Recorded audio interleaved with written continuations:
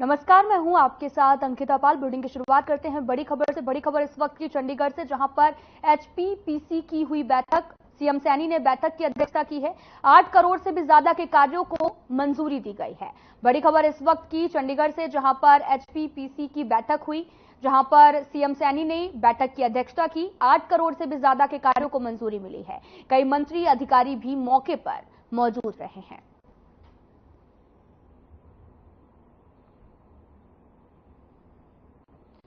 कई मंत्री अधिकारी भी मौके पर मौजूद हैं। चंडीगढ़ से बड़ी खबर इस वक्त की, जहां पर बैठक का आयोजन किया गया, जहां पर सीएम नायब सिंह सैनी भी मौके पर मौजूद रहे और साथ ही बैठक की अध्यक्षता भी की है। 8 करोड़ से भी ज्यादा के कार्यों को मंजूरी दी गई है। कई मंत्री अधिकारी भी मौके पर मौजूद रहे हैं। एचपीपीसी की बैठक की अध्यक्षता सीएम नायब सिंह सैनी ने की है। चंडीगढ़ से इस वक्त की बड़ी खबर, जहां पर बैठक का आयोजन किया गया, जहां पर सीएम सैनी ने बैठक की अध्यक्षता की। 8 करोड़ से भी ज्यादा के कार्यों को मंजूरी दी गई है। कई मंत्री अधिकारी भी मौके पर मौजूद रहे हैं।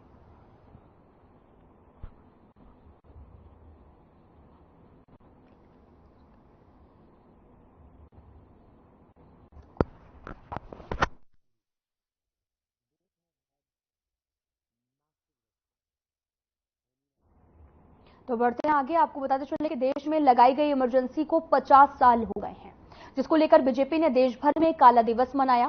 साथ ही आपको बताते चले कि 25 जून 1975 को इंदिरा गांधी ने देश में इमरजेंसी लगाई थी, जिस पर बीजेपी काला दिवस मनाती है। और इसी कड़ी में बीजेपी जिला कार्यालय अंबाला शहर में एक कार्यक्रम का आयोजन किया गया और यहां पर हरियाणा के परिवहन राज्य मंत्री असीम गोयल भी शामिल हुए और इस दौरान कार्यक्रम में भारी संख्या में बीजेपी कार्यकर्ता भी शामिल हुए हैं।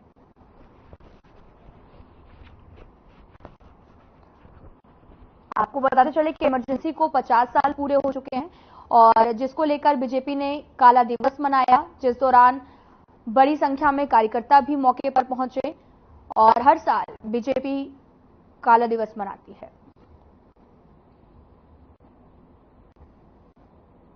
आपको बताते चले कि इमरजेंसी को 50 साल हो चुके हैं, जिसको लेकर आज बीजेपी ने काला दिवस भी मनाया है।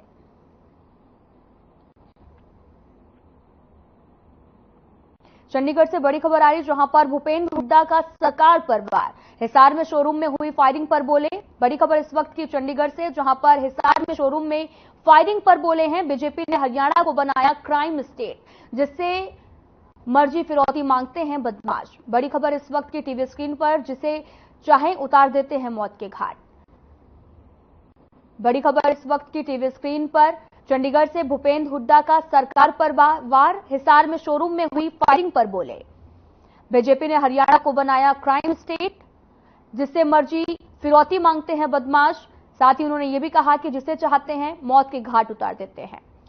बड़ी खबर चंडीगढ़ से, जहां पर भूपेंद्र हुड्डा का सरकार पर वार, जहां पर हिसार में शोरूम चोरी के मामले पर बोले और उन्होंने बोला कि जिसे मर्जी फिरौती मांगते हैं बदमाश, जिसे चाहते हैं उसे मौत के घाट उतार देते हैं। करदेव कंबोज का बयान सामने आया। उन्होंने कहा कि 23 जून को मुख्यमंत्री ने एक बड़ी घोषणा की है। ओबीसी मोर्चा की तरफ से आयोजित कार्यक्रम में मुख्यमंत्री ने घोषणा की है। कंबोज का भी कहना है कि इस घोषणा के बाद में पूरे हरियाणा में खुशी की लहर है। ओबीसी में क्रीमी लेयर की सीमा को केंद्र की तर्ज पर 6 लाख से बढ़ाकर 8 लाख करने की घोषणा है।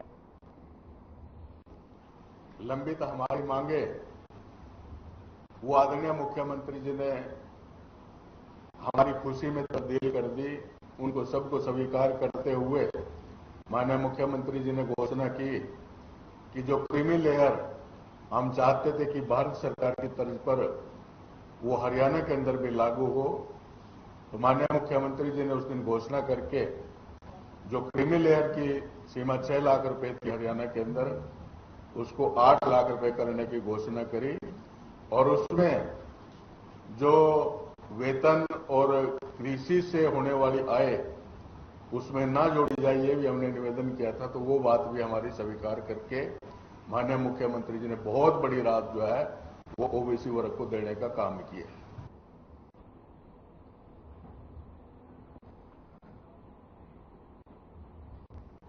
कांग्रेस के विधायक आफताब अहमद और बीबी बत्रा ने विधानसभा स्पीकर को पत्र के माध्यम से रिमाइंडर भेजा है। ये रिमाइंडर किरण चौधरी की विधानसभा सदस्यता रद्द करने के लिए भेजा गया। साथ ही आपको बताते चले कि किरण चौधरी कांग्रेस छोड़कर बीजेपी में शामिल हुई हैं, जिसे लेकर कांग्रेस ने अब उनकी सदस्यता को रद्द करने की मांग की है। हालांकि अभी तक किरण की सदस्यता न होने को लेकर कांग्रेस ने इसे दल बदल कानून का उल्लंघन बताया है।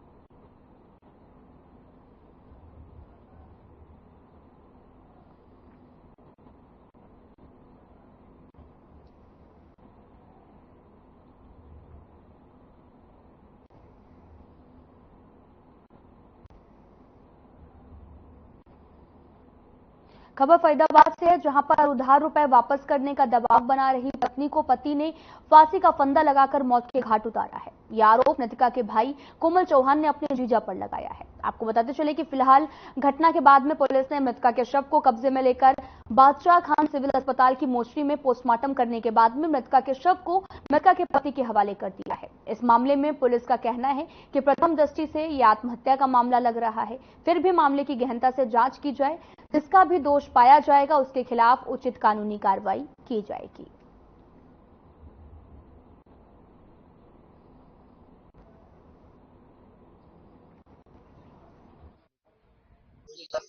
मेरे पास आया था सुबह पौने 8 जितिन से मेरी बात हुई थी। जितिन मैंने कहा था कि क्या बात है, कह रहा कुछ बात नहीं है, मैं साथ मारूंगा। उन्हें ले आउट कर दिया। मैंने कहा क्यों मारता है, कह रहा नहीं मारूंगा। उसने मारा चाटा और वो पीछे से बोली लड़की कि मुझे मार रहे हैं।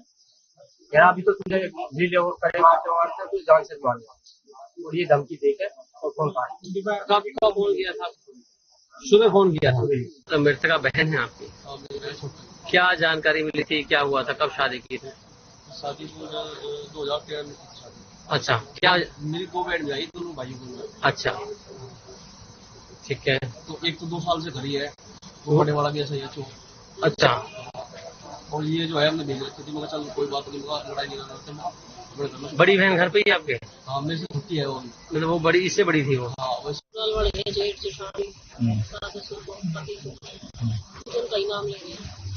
लेकिन जो पड़ोसी ने बताया कि वो बच्चों ने बताया, उसके तो अंदर से पूरी दरवाजा तोड़ के मतलब बता रहे हैं। लेकिन अभी कुछ कर नहीं कह सकते, जो हालात भी हो सकता है। देखो हालात से तो जो वहाँ के हालात मौके देखने साइड लग रहा है, लेकिन जैसे भाई पोस्टमार्टम की रिपोर्ट आएगी उस हिसाब से।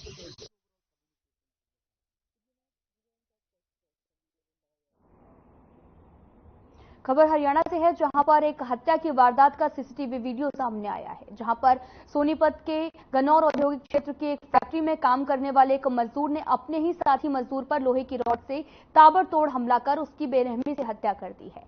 सीसीटीवी में हमले की पूरी वारदात कैद हो गई, जिसमें आरोपी ने केवल 1 मिनट में ही लोहे की रॉड से लगातार 7 बार सिर पर वार किया। और हालांकि फैक्ट्री में एक कर्मचारी ने उसे बचाने का भी प्रयास किया, लेकिन वह कामयाब नहीं हुआ, क्योंकि तब तक उसकी मौके पर मौत हो चुकी थी। पुलिस ने आरोपी को गिरफ्तार कर सलाखों के पीछे भेज दिया है। शव का पोस्टमार्टम करने के बाद में परिजनों को सौंप दिया गया है। बताया ये भी जा रहा है कि दोनों ने पहले शराब पी, फिर मामूली कहासुनी के बाद में झगड़ा हुआ और वारदात खून में बदल गई।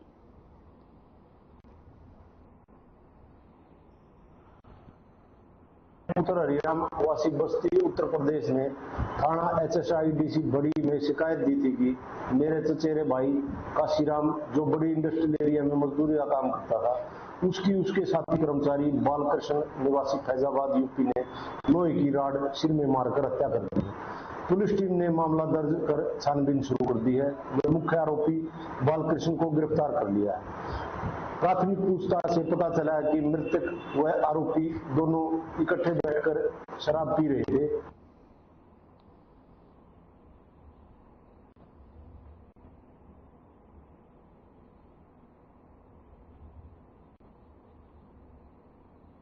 आपको बताते चलें कि हत्या की वारदात सीसीटीवी कैमरे में कैद हो गई। दरअसल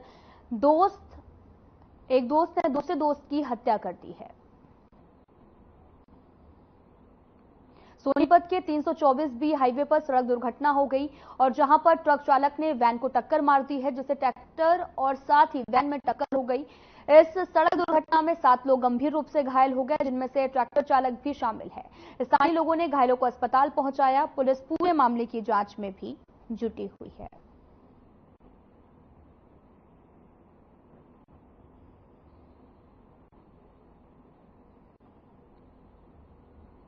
दो गाड़ी का एक्सीडेंट है जी। मौके पे हमने ट्रैक्टर और ये एक गाड़ी मिली जी, कार है।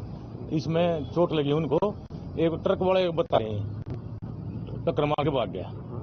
3 वाहन हो गए जी। हाँ 3 वाहन हो गई थी। हमने कॉल मिली 7-8 मिनट में हम यहाँ आ गए। पब्लिक इकट्ठी हो गई थी। पब्लिक हमने ये काम किया, पहले एक काम करो जी, इनकी जान बचाओ। फिर सवारी गाड़ी रोकी जी। एम्बुलेंस भी फोन कर दिया हमने, वे भी चल पड़े थे उसी टाइम, लेकिन वो बचाने जरूरी थे जी। मैं इनको ले चलो पहले। हाँ पब्लिक ने फिर प्राइवेट व्हीकल में बैठा दिया जी।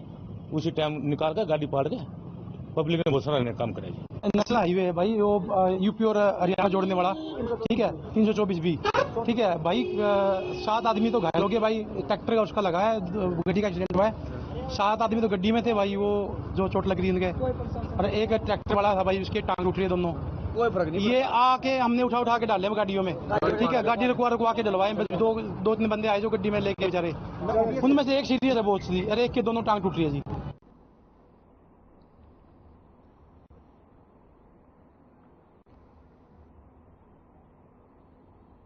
खबर करनाल से है, जहां पर आग लगने से एक महिला की जान चली गई। महिला का नाम मुस्कान है। आपको बताते चले कि महिला की शादी को करीब 10 साल हो गए थे। उसके 4 बच्चे थे, लेकिन किसी न किसी बात को लेकर पति के साथ उसका झगड़ा होता रहता था। अगर आपको बताते चले कि आग लगने पर मुस्कान को करनाल अस्पताल ले जाया गया, जहां पर 35 साल की मुस्कान ने दम तोड़ दिया है। मायके पक्ष के लोगों का भी आरोप है कि दहेज के लिए मुस्कान को परेशान किया जाता था।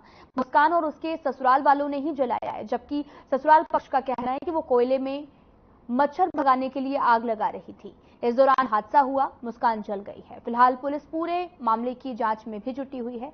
शव को पोस्टमार्टम हाउस में रखवा दिया गया है।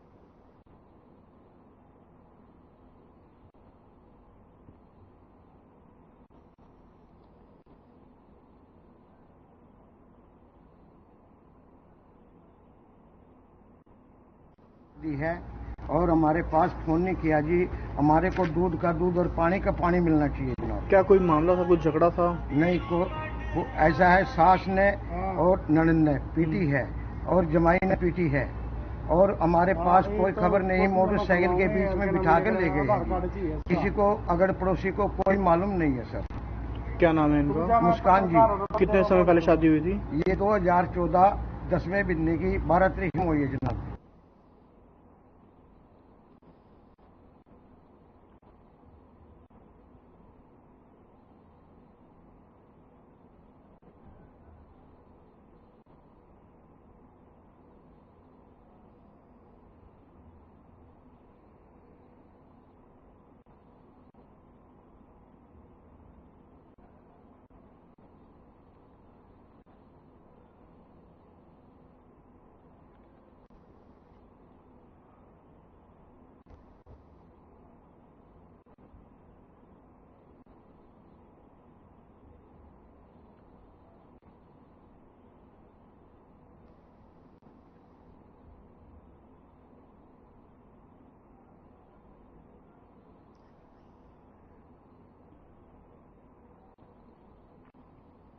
दिल्ली से सटे गुरुग्राम में एक महिला ने दूसरी महिला से शादी कर ली है। ये शादी 23 अप्रैल 2024 को गुरुग्राम के मदनपुरी स्थित छोटी पंचायत धर्मशाला में हुई है।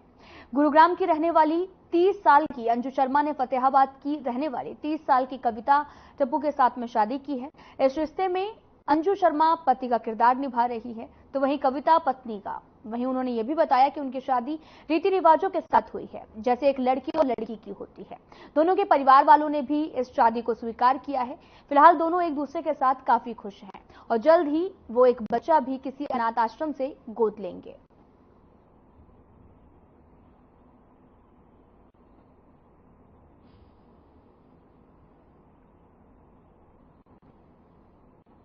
और अभी कर भी रही हूँ साथ के साथ। तो वहाँ पे मेरा और फेसबुक और इंस्टा वगैरह सब जगह आप मुझे देख सकते हो, हर जगह मैं हूँ। घर में कौन कौन है आपके? मेरे घर में सिर्फ अब मेरी सिस्टर है और मम्मी और पापा एक्सपायर हो चुके हैं, तो कोई और नहीं है। वो भी सिस्टर शादीशुदा अपने घर पे हैं। अंजू जी, आपने एक फीमेल से शादी की जी। कैसे अट्रैक्शन हुआ, कब मुलाकात हुई, कब आपको लगा कि आप इनके साथ आपको शादी करनी चाहिए? थोड़ा सा इसके बारे में तफसील से बताइए। ये मैंने जो मेरा एक यूट्यूब चैनल है, तो मैं बताने यूट्यूबर हूँ, तो मेरे उस पर मैंने शूट किया था 2020 में अगस्त में अपने। मैंने तो इसको बुलाया था कविता को एज ए मेकअप आर्टिस्ट। जब ये आई, काफी लोग आए थे, मुंबई से भी आए थे, कोई डायरेक्टर, कोई आर्टिस्ट, बहुत सारे आए थे और यहाँ आसपास से आए थे। जिला पुलिस कप्तान के आदेश के अनुसार ट्रैफिक पुलिस की रतिया में हुई बड़ी कार्रवाई। आपको बताते चले कि रतिया में ट्रैफिक पुलिस ने दस्तावेज पूरे न होने पर कई वाहन चालकों के चालान काटे हैं। ट्रैफिक पुलिस कर्मियों ने गाड़ियां रुकवाकर उनके दस्तावेज भी चेक किए। दस्तावेज पूरे न होने पर ट्रैफिक पुलिस ने वाहन चालकों का जुर्माना भी काटा। ट्रैफिक पुलिस की इस कार्रवाई से वाहन चालकों में हड़कंप मचा है। इस बारे में जानकारी देते हुए ट्रैफिक इंचार्ज शिवा कुमार ने भी बताया कि 30 जून से ट्रैफिक नियमों में बदलाव हो रहा है। जिन वाहन चालकों के दस्तावेज नहीं है उनके भी चालान काटे जा रहे हैं। उन्होंने आगे लोगों को भी आह्वान किया कि अपने वाहनों के दस्तावेज पूरे करें, वरना उन्हें 30 जून के बाद में नया ट्रैफिक नियम शुरू होने पर दिक्कतों का सामना करना पड़ेगा।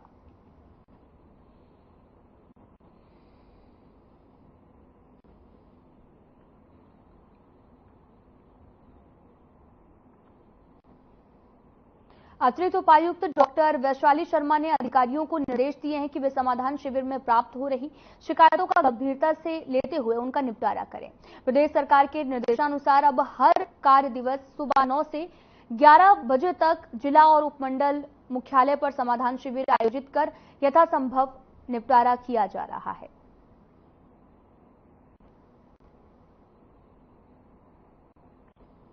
क्षेत्र में जो समाधान शिविर लगाया गया है उसमें तकरीबन 71 कंप्लेंट्स आई थी, जिनमें से कि 50 कंप्लेंट फैमिली आइडेंटिटी की थी। ज़्यादातर फैमिली आइडेंटिटी की कंप्लेंट्स के मौके पर समाधान किया गया था। इसके अलावा सभी जनता की सूचना के लिए मैं ये बताना चाहूँगी कि जो भी आपके डॉक्यूमेंट्स हैं उन्हें अपने साथ लेकर आएँ, ताकि मौके पर ही आपकी समस्या का समाधान करना पाएँ।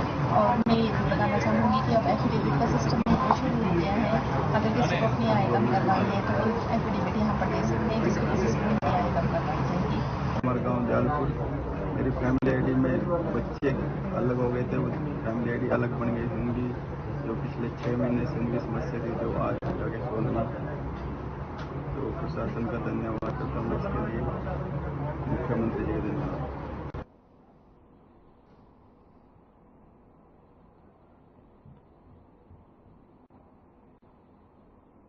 एक समय वो था जब किसान का बेटा किसानी ना करके रोजगार की तलाश में शहर की तरफ रुख करता था, लेकिन जब से भारत सरकार ने किसानों की आय दोगुनी करने के लिए अनेकों योजनाएं चलाई, तब से पढ़े लिखे युवा भी नौकरी की तरफ रुख ना करके खेती की तरफ रुख करने लगे हैं। कृषि विज्ञान केंद्र में ट्रेनिंग लेकर किसान ऑर्गेनिक खेती कर रहे हैं और अच्छा मुनाफा भी कमा रहे हैं।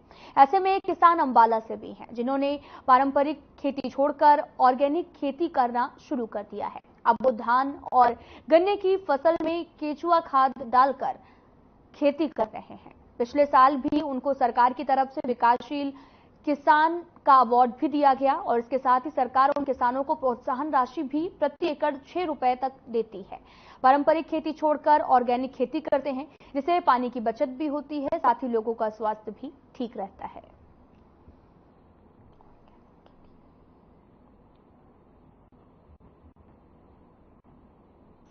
उर्वरक डाले जाते हैं, सभी किसान डालते हैं, मगर मैंने पहली बार अब की बार जो धान में है केचुए की खाद का प्रयोग किया है, जो कि सूखे खेत में डाली।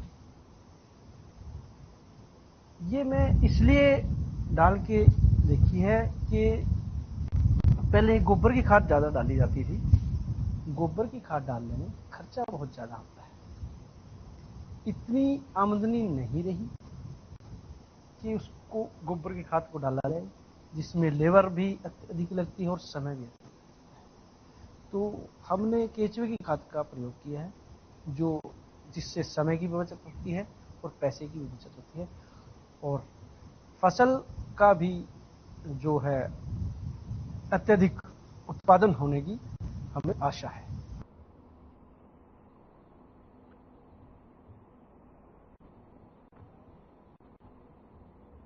कुरुक्षेत्र रेलवे स्टेशन के पास में सुभाष मंडी में सब्जी विक्रेता पिछले 20 सालों से मंडी लगाए रहे हैं, लेकिन अब मंडी में बड़े दुकानदार सब्जी विक्रेताओं को मंडी लगाने से मना करने लगे हैं, जिस कारण सब्जी विक्रेताओं को परेशानियों का भी सामना करना पड़ रहा। इस समस्या के समाधान के लिए सभी सब्जी विक्रेता कुरुक्षेत्र लघु सचिवालय उपायुक्त से मिलने पहुंचे हैं।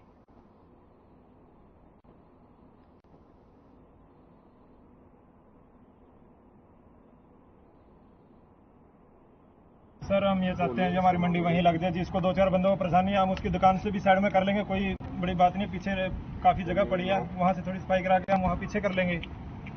हम ये चाहते हैं कि हमारी मंडी वहीं लगती रहे। कितने साल से लगा रहे हो? 20-22 साल से हमारा मंडी लग रही है वहाँ पे जी। ये 100 साल पुरानी सुभाष मंडी है, कोई हम उनकी जगह पे नहीं लगा रहे। उन्होंने बल्कि अपनी दुकानें 20-20 फुट आगे बढ़ा ली सरकारी फड़ के ऊपर जी। उन पर इतराज किया जाए, उनकी दुकानें भी उठवाई जाएगी वहाँ से जी। और हम उनकी जगह पे नहीं है, हम सरकारी फड़ के ऊपर लगा रहे हैं। ये 100 साल पुरानी ये जिम्मेदारों की मंडी है, ठीक है जी, उनके ऊपर लगा रहे हैं। इन पे ये इतराज उठा रहे हैं, हमारी सामान में फेंक देते हैं जी, हमें लगाने दे तंग कर रहे हैं। हम कहते हैं शांतिपूर्वक हम मंडी लगाते रहे। और यही मैं सर हमारी सोमवार की मंडी लगती है सुभाष मंडी, वहाँ पे ना कुछ 3-4 दुकानदार है जो हमारे को लगातार 5-6 सोमवार से परेशान कर रहे हैं। उन्होंने पहले तो वहाँ रास्ता रोकना शुरू कर दिया, अपनी गाड़ी रेडे दी, भाई ये कुछ तोड़ फोड़ करे और तुम इनका नाम रख दो। लेकिन चलिए शांति प्रिया कम कमा के खाने वाले हैं डेली के, तो इन्होंने उनको कुछ नहीं कहा। उससे बाद हम डीसी साहब को मिले, पिछले सोमवार ज्ञापन दिया। डीसी साहब ने हमारे को भरोसा दिया, भाई आप मंडी लगाओ, आज बुलाए एक बार मिलने के लिए, अब मिलते हैं। उससे बाद चौकी इंचार्ज के पास गए जी, उन्होंने 112 नंबर बुलाई, हम वहाँ पे गए। चौकी इंचार्ज ने कहा भी आप यहाँ 20-22 साल से बैठे हैं, कोई बात नहीं, आप एक बार डीसी साहब से लगा लो, उससे बाद आपको कोई यहाँ से उठा नहीं सकता।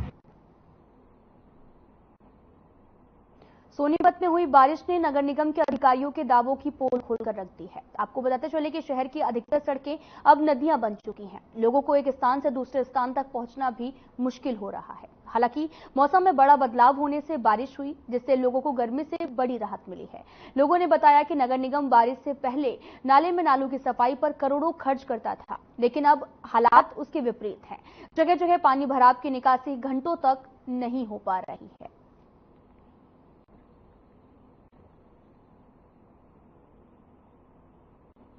सबसे ज्यादा जो गहराई जा रही है पानी की, उसका मेन कारण अत्यधिक दोहन जो है वो सबमर्सिबल के कारण हो रहा है। ज्यादा पानी निकालने के कारण जल स्तर पूरा का पूरा नीचे जा रहा है, और नीचे जाने के कारण क्या हो रहा है कि पानी की क्वालिटी अलग अलग एक्वीफर लेवल में या अलग अलग जोन में वो अलग अलग होती है। उससे पानी कई जगह बिल्कुल खारा हो गया है या बहुत ज्यादा नीचे चला गया है। इसमें पूरे हरियाणा की अगर हम बात करें, जो राजस्थान के साथ लगता हुआ बेल्ट है आपका, नूह से लेके मेवात से लेके पलवल से। राजपुर में इतना ही। नमस्कार।